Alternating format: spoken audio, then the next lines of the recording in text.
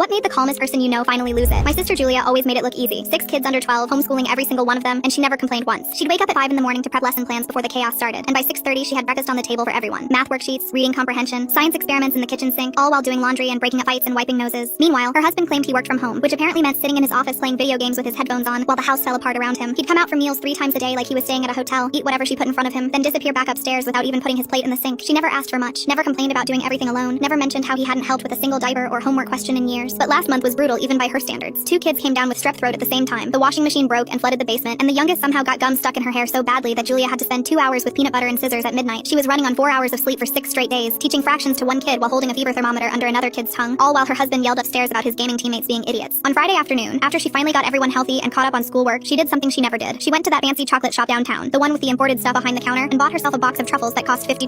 $50 she felt guilty about spending the entire drive home, but she needed something, anything, to feel like a human being instead of a machine. She hid the box in the back of the fridge behind the milk cartons where nobody ever looked. That night, after she put all 6 kids to bed and cleaned the kitchen and folded the mountain of laundry on the couch, she was finally going to sit down and have one perfect truffle, just one moment of peace in her entire week. But when she opened the fridge, the box was gone. Not empty, completely gone. She tore through every shelf thinking maybe she moved it and forgot, checked the pantry, checked the freezer, checked everywhere. Then she found the empty box in the trash can, smeared with chocolate fingerprints and crumpled up like garbage. Her husband was in the living room watching football with his feet up on the coffee table she'd just cleaned. She walked in there holding the empty box and asked him very calmly if he ate her chocolate. He barely glanced away from the screen and said yeah, his poker buddies came over earlier and he needed snacks. She just stood there staring at him for what felt like forever. She told him those were hers, that she bought them for herself after the worst week she'd had in months, that she spent $50 whole on them because she deserved something nice, and he shrugged like she was speaking another language. It's just chocolate, Julia. Stop being so dramatic. I'll buy you a Hershey bar tomorrow if it's that big of a deal. I might even get a king-size bar for you if I feel like it. That's when something inside her snapped clean in half. She walked straight to her laptop, opened it right there on the kitchen counter, and started filling out enrollment forms for the public school 3 blocks away. He asked what she was doing, and she told him without looking up. She was enrolling all 6 kids in public school starting Monday morning, and she already had 3 job interviews lined up for next week. He laughed at first because he thought she was joking, but she kept typing. Something inside her snapped so hard she could almost hear it. She turned around, walked to the basement, and flipped the breaker for his office. 3 seconds of silence, then he screamed from upstairs. He came thundering down the stairs, face red and furious. What the hell did you just do? I was in the middle of a ranked match. She pulled out her phone and started typing. What are you doing? She told him she was emailing his boss to let him know about all those work from home days he spent gaming instead of working. His eyes went huge. Julia, put the phone down. She hit send. The look on his face was worth every second. He lunged for her phone, but it was already too late. She told him she'd spent nearly a decade making sure every single person in this house had everything they needed while he contributed absolutely nothing. She made their meals, taught their children, cleaned their messes, and managed every appointment and permission slip and nightmare and fever. And the one time she bought herself something nice, he took it and gave it away like it meant nothing, because to him, she meant nothing. She walked to the kitchen counter, opened her laptop, and started filling out enrollment forms for the public school 3 blocks away. You're not seriously enrolling them in school right now. She didn't look up. The kids were starting public school Monday morning. She had job interviews lined up for next week, and he was going to learn real fast what it felt like to actually take care of this family. I'm done apologizing for wanting basic respect in my own house. You're going to figure out what I do every single day, and if you don't like it, there's the door. She grabbed her keys and her purse and told him she was staying at a hotel for the weekend. He'd be in charge of all 6 kids until Sunday night. The panic in his eyes was almost satisfying. He started sputtering about not knowing their schedules or what they eat or where anything is, and she smiled for the first time in weeks. Then I guess you'll figure it out, won't you? Welcome to my entire life.